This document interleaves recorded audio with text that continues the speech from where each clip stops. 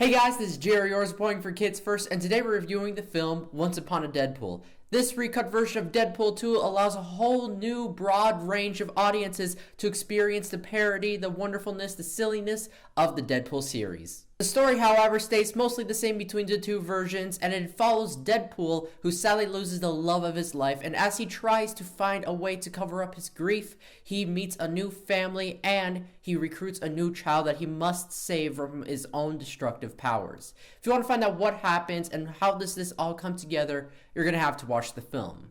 The great thing about Deadpool is that it's just so entertaining, it's so funny, and they break the fourth wall a lot, which really just flows well. Ryan Reynolds always does perfectly as Deadpool, and his comedy and his on-camera relationship with any other actors always flows very well and feels very natural.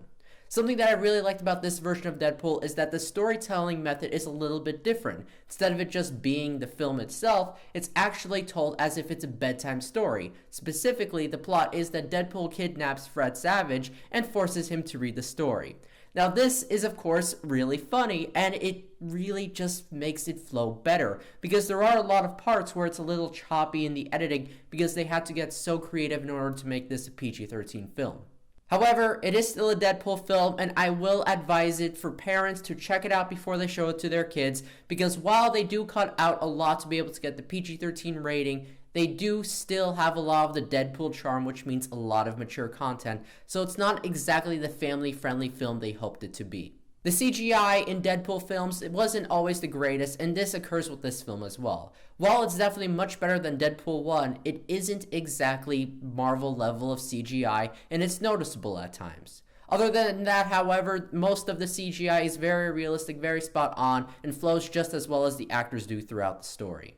My favorite scene would be the scenes between Fred Savage and Deadpool, because they're just so funny. The dialogue is really creative, it feels so natural, the deliveries are just spot on every single time, and they get very creative with what the two talk about, and it's just such a unique idea that I absolutely loved. Something else that I really enjoyed is that Fred Savage is actually in the Princess Bride room. For people who don't know, he played, as a child, the grandson in The Princess Bride who was being told a story by his grandfather. And I really like that callback, and there's a lot of those different things, and just how many jokes they fit in this one film is really incredible, and I loved every bit of it.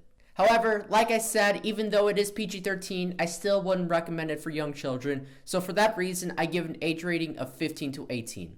I also give it 4 out of 5 stars because it is a really entertaining film, and it will make you laugh a lot. However, I do feel like the CGI could have been improved at times, and the editing is very noticeable because they had to make so many changes, they had to cover up so many things to be able to get that PG-13 rating. I still definitely recommend you check out this film, and it's coming out in theaters near you December 12th. I'm Gerry, always pointing for Kids First.